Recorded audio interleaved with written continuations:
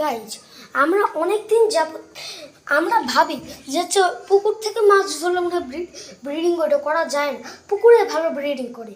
কিন্তু আপনার একটা ভুল, আপনারা যদি আমার মতো এভাবে করতে পারেন ব্রিডিং সেট আপ, তাহলে আমি গ্যারান্টি সহকারে বলছি আপনার মাছ ব্রিডিং করবে তো করবেই। আপনাদের প্রথমে কি করতে হবে, একটা বোতল কাটতে হবে, অনেক বড় একটা বোতল কাটতে হবে। এই বোতলের মধ্যে আপনার গার্ডেন সয়েল ঢালতে হবে। এই গার্ডেন সয়েলটা আপনি কিন্তু আবার ধুবেন না।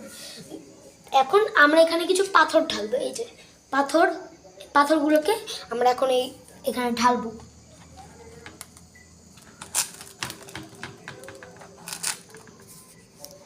এখন গাছ আমাদের আমাদের পানি ঢালতে হবে এর মধ্যে, না হলে তো মাছ থাকতে পারবে না, তাই না? এখন গাইস আমরা পানি এর মধ্যে ভরে দিয়েছি। এখন আমরা এর মধ্যে পানি ভরে দিয়েছি। এখন আমাদের যা করা লাগবে, প্রথমে আমাদের এখন এখানে পানা ঢালতে হবে। আপনারা কোনো পুকুর বা নদী নালা থেকে এই যে এরকম ছোটো ছোটো পানা নিয়ে আসতে পারবেন। পানা একটা আনলে হবে, কয়েকদিনের মধ্যে এগুলো ভর্তি হয়ে যাবে। এখন আমি অনেকগুলোই নিয়ে এসেছি, এরকম করে দিলাম আমরা। এখন এটা একটা পুকুরে ফিলিং আসছে। আমরা এর মধ্যে কিছু দেশীয় প্রজাতির মাছ ছাড়বো। এই দেখুন আমার কাছে এগুলো মাছ অলরেডি আছে অনেক। এখন আমরা এগুলোকে রিলিজ করার পালা। এই দেখুন গাইস, আমাদের প্রথম একটা মাছ গেল পানিতে। যা আপনারা আবার কিন্তু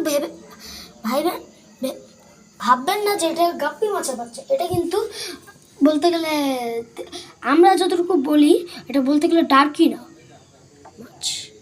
এখন আমরা আরেকটা ছাড়বো।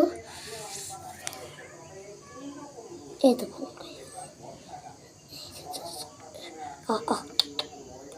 আরেকটু আমরা রিলিজ করে দিলাম। আর আরেকটা লাগবে আমাদের, কারণ আমরা এখানে এই ডার্কিনাগুলো বোঝা যায় না কোনটা মেল কোনটা ফিমেল। এখন আপনারা এখানে 1 থেকে 2 সপ্তাহ এখানে মাছ রাখলেই আপনারা দেখবেন যেখানে একটা মাছ ডিম এসে পড়েছে। আপনারা এভাবে আপনাদের দেশি মাছদের বাচ্চা করতে পারবেন।